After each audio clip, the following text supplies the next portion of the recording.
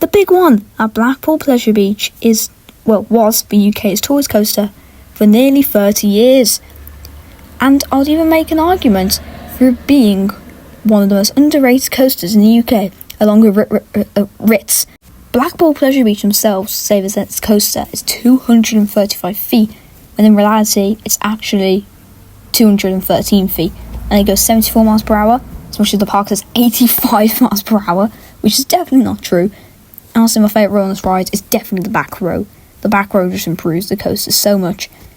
It's also manufactured by Aerodynamics, which is known for having rough coasters along with all the Vekoma. So let's actually get into the ride layout.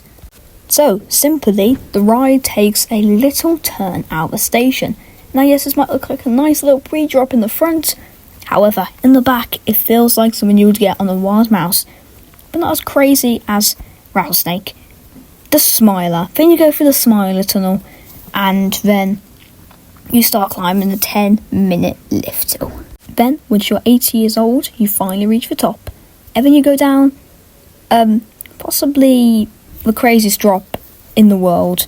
In the front row, it's so alright, but in the back, oh my god, it's insane. By the way, I don't mean it's the best drop in the world, not by all means, but it's the craziest. Jesus, it's so whippy, and it's so out of control, and I wasn't even out of control on Hyperia or Stealth, which is crazy.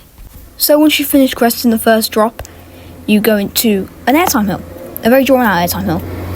Only if in your back, only if you're in the back, you get a little bit of floater. The next bit, you probably have the roughest part of the ride, which is surprising, because basically it goes like pretty slow over this helix, and for some reason it's like really bumpy. I don't know why, it's just so wrong. I think this is what they should retrack next before they do anything else. Then you go into this bit, which is pretty whippy to be fair, and it's not exactly whippy and intense, it's just whippy. You go to another airtime thingy, a twisted airtime hill, which doesn't give airtime again. You do another twisted bit, another, like literally the same hills like 3 times, which I never actually thought about. It's a pretty nice going across the park, and then you go into the mid-course, which also has some floater in the back, and then you also go into another rough part of the ride. We have this little helix right here, which is also pretty bumpy. It's not terrible, but it's bumpy. It is what I call bumpy. It's not the worst bump in the world, but it is bumpy.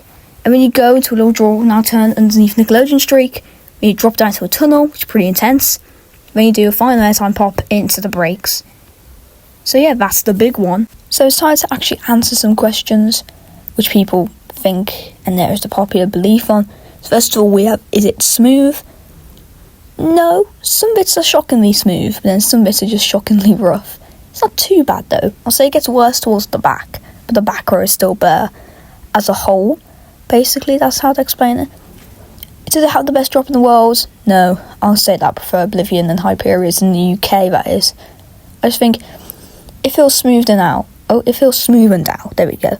Then I think it would be the best in the UK. Which still, well, then it would be my favourite drop, if that makes any sense at all. And the final one, is it fun? Yeah, I'd say it's fun. It's pretty fun. And does it feel like a monorail? In the front, yeah, sure, I can get behind it. But in the back, oh my god, I know, I like the back, okay? I get it. Now, I have gathered the opinions of a very intelligent person on this planet who's been on the big one about 4 years ago. But surely he can remember, right? Let's see. On Google Form time. So the first question I asked was, what is the best part? First drop, I agree. And then next one was it intimidating? Is it intimidating? And he said yes. So that I do agree. If it's your first time seeing the big one, I can see how it's intimidating. So the next question I asked is, what is bad about it? And he put, I don't know. Crazy answers, you know. And then I said, what is good about it? And he said, it is smooth. I really hope he was joking.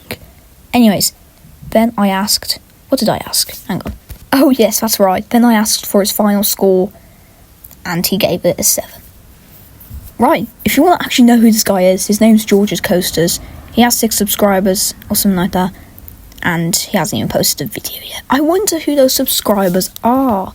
Now it's finally time to answer the big question. What would I give the big one out of 10? Now, I give the big one 2 different scores. I think if you're in the front or middle rows or something like that, I would give the big one a 5.5 out of 10. But if you're in the back, I know I love the back, I would give it a 7 out of 10. So there we go. Did you agree with my points in this video? Did you agree with George's opinions? And put them in below. Your opinions, by the way, if you don't know.